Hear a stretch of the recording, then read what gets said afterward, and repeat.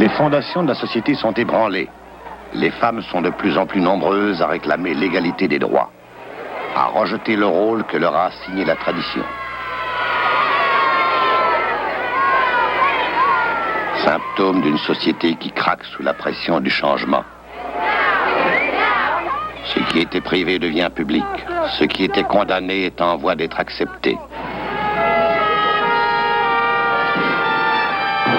Ces symptômes d'une société en rupture s'observent dans tous les pays du monde. Nous vivons actuellement un des grands moments de l'histoire. Serait-ce la naissance d'une nouvelle civilisation? La contestation ébranle nos institutions. Nous sommes inquiets, désorientés, incapables de refaire surface.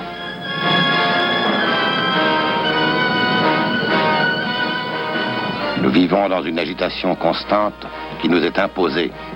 C'est ainsi que surgit le stress. Le docteur Hans Selye a passé sa vie à étudier les causes multiples du stress. Il n'est pas provoqué seulement par la violence. Le stress résulte d'une tension continuelle due à l'inadaptation au changement. En effet, la colère, par exemple, la frayeur sont des causes de stress. Les émotions très fortes le sont aussi. La difficulté de s'adapter à de nouvelles conditions est une cause de stress. Ces situations provoquent des modifications dans l'équilibre, dans les fonctions chimiques de notre organisme. Et notre système nerveux est toujours en état de défense. La fonction gastro-intestinale, la fonction digestive est affectée par une pareille tension. Et c'est l'angoisse que chacun de nous connaît. La sueur sur le front, la sensation de pression et de vertige soudain, la pâleur qui envahit le visage, la tension de nos muscles, l'accélération du rythme cardiaque jusqu'à l'affolement. Ce sont là les manifestations du stress. La pression du changement. L'homme a ses limites. Lorsque le corps et l'esprit sont incapables de s'adapter ou de se protéger, même un arsenal personnel ne saurait résoudre les problèmes du stress. Alors on se réfugie ailleurs. La fuite devient l'antidote au choc du futur. On cherche un endroit où l'évolution est plus lente, l'adaptation plus facile. L'Australie, la Nouvelle-Zélande, la Crète. Plus le monde devient petit, plus il devient facile de se déplacer d'un endroit à l'autre, et moins les gens hésitent à voyager pour échapper aux pressions de la vie des cités modernes. Mais en général, les problèmes qu'ils retrouvent sont identiques à ceux qu'ils ont laissés. C'est alors que certains, en raison de frustrations successives, se dirigent vers de dangereuses échappatoires.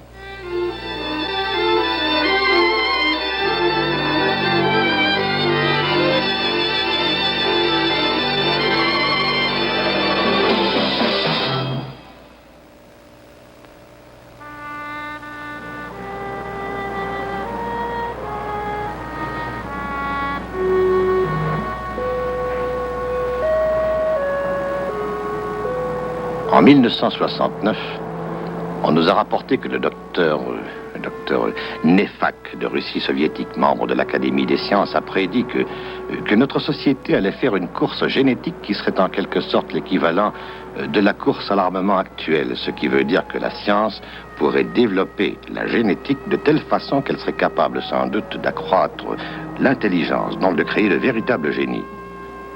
Critiqué pour ses spéculations d'un caractère atroce, il faut le dire, le docteur a alors répliqué que la science actuelle en aucun cas ne devait être ralentie ou arrêtée. Peu de gens, bien sûr, sont d'accord avec le docteur. Mais arrêtons-nous un instant sur cette question. Génétique, ordinateur, espace, course aveugle vers l'inconnu sous la pression du choc du futur. Les savants eux-mêmes sont inquiets. Écoutons le docteur Makaf. Il ne nous est pas encore possible de provoquer d'importants changements dans la mémoire humaine, comme nous l'avons fait très facilement sur des animaux. Ce genre d'opération va sûrement se faire dans un proche avenir, je crois. Et que le processus soit différent ou pas ne change pas la portée de l'expérience. Il semble très clair que dans des temps rapprochés, il sera très possible, et cette fois sur l'homme, de modifier les structures de la mémoire, soit avec l'aide de drogues ou de certaines stimulations électriques. Et transportons-nous quelques années dans l'avenir. Alors, on peut imaginer qu'une personne, en se levant le matin, est à prendre une drogue pour stimuler son quotient intellectuel. Ou bien qu'elle utilise un appareil électrique sur lequel il lui suffirait de presser un bouton pour retrouver sa bonne humeur.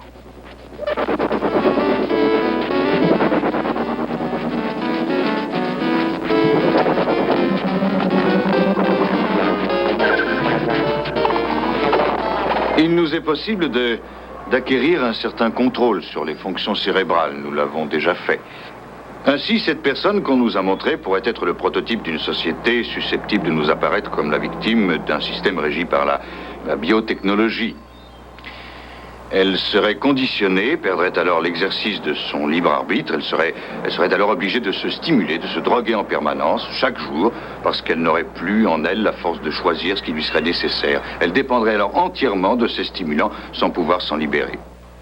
Technologie et science, qui altèrent le comportement. Extension du contrôle sur l'esprit et sur le corps. On connecte l'animal, on connecte l'être humain. Et à chaque pas, les conséquences deviennent de plus en plus graves. Le secret de la vie. L'ADN. Une découverte en génétique qui donne à l'homme la possibilité de créer la vie, de changer l'évolution de sa race. Jamais encore une découverte n'avait été aussi pleine de conséquences. L'ADN est peut-être ce que l'on a découvert de plus significatif dans toute l'histoire déjà longue de la recherche scientifique. Il est non seulement possible de créer la vie, l'existence, mais on peut aussi la recréer. Compte tenu des connaissances actuelles de la science, il nous sera bientôt possible de modeler des êtres qui seront en quelque sorte la copie des humains actuels, une sorte de copie conforme. Imaginez-en les multiples conséquences. La reproduction en exemplaires nombreux d'un être, dans ses moindres détails. Des multitudes d'Einstein, génie pour le bien de l'humanité. Mais une armée de Hitler, quelles en seraient les conséquences ?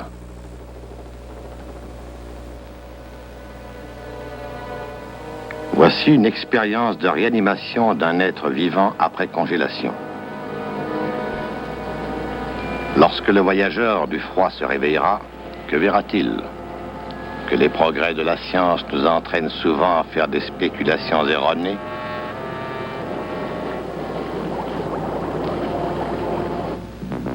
Et cet homme, comme chacun de nous, contemplera l'avenir en espérant l'avènement d'un monde meilleur.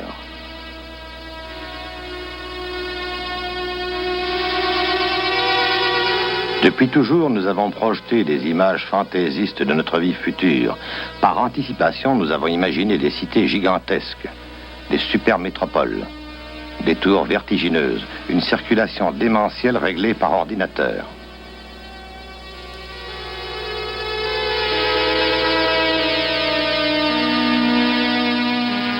Voici d'autres projets plus audacieux encore. La culture des fonds marins, la domestication des poissons. Toute une vie dans laquelle l'homme s'adapterait parfaitement au milieu aquatique.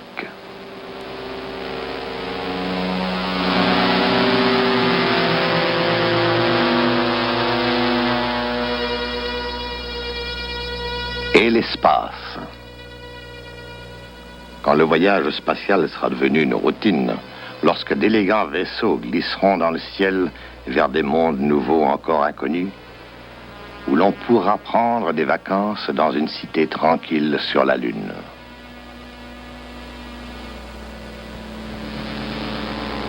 Avec ses fermes, ses universités, ses parcs, les hommes ont toujours été à la recherche d'un monde meilleur.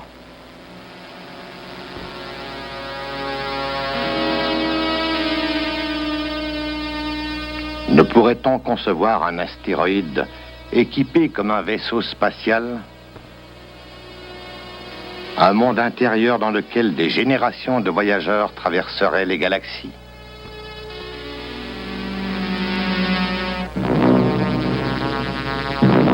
Ces Les images naïves du monde futur peuvent fasciner quelque temps, mais elles sont trompeuses, et notre voyageur du froid pourrait bien trouver à son réveil un monde très différent, plus du tout idéal. Le futur, presque présent, ne risque-t-il pas de briser notre beau rêve? Le futur est là qui nous envahit. Le transport supersonique, sujet d'une controverse mondiale, nous force à poser la question. La technologie est-elle toujours souhaitable? Le changement ébranle notre système nerveux et nous oblige à prendre des décisions. De nouvelles valeurs, de nouvelles technologies inondent notre mode de vie.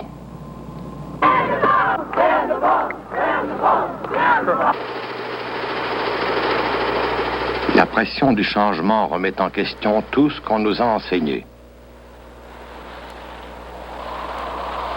Mais n'allons-nous pas vers la fin de notre monde? Une explosion souterraine à Amchitka. Quand aura lieu le prochain essai nucléaire? Et quel effet aura-t-il sur nous?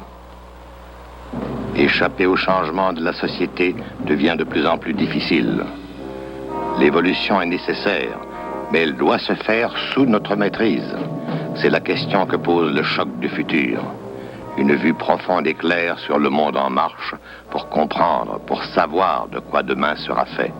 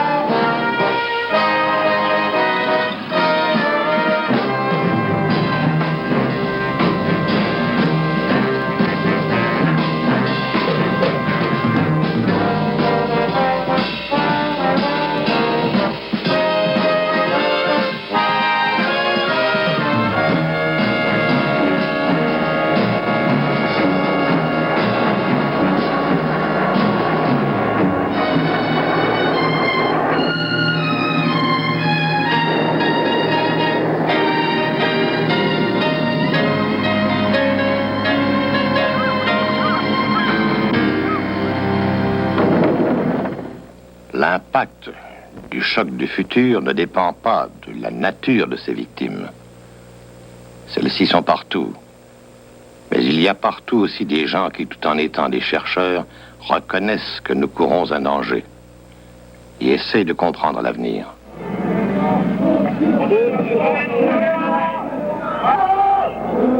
L'avenir ne doit pas être accepté aveuglément. L'auteur Alvin Toffler a constaté que les jeunes du monde entier partageaient cette conviction. Si nous réussissons à admettre que l'industrialisation actuelle n'est pas la seule forme possible d'une société technologique, et si nous nous efforçons de penser très sérieusement à l'avenir, alors nous pouvons espérer le choc du futur et utiliser la technologie en elle-même pour nous construire dès aujourd'hui un monde décent, démocratique et humain. Croyez-vous que le fait d'éduquer les peuples du monde pourrait les instruire des dangers que nous courons? Faire en sorte que la technique et le progrès soient utiles à tous et... Oui, absolument, absolument. Et nous ne devons plus laisser cette course à la technologie nous pousser toujours et toujours en avant. Il faut apprendre tout de suite à dire non à certains des aspects de la technologie. Nous devons aussi contrôler tous les changements techniques parce que nous avons atteint le point au-delà duquel ils auront une puissance si grande qu'ils seront en mesure de nous détruire sans que nous puissions réagir. Mais ce qui est primordial pour l'instant, c'est de ne pas tout accepter en bloc, sous prétexte de progrès. Ce qui est très important, c'est de garder un sens critique, ne pas se laisser influencer, ni se laisser envahir, surtout ne pas se laisser envahir. Nous devons commencer à critiquer les décisions et à faire savoir quel genre de monde nous voulons et quelle sorte de technologie nous voulons.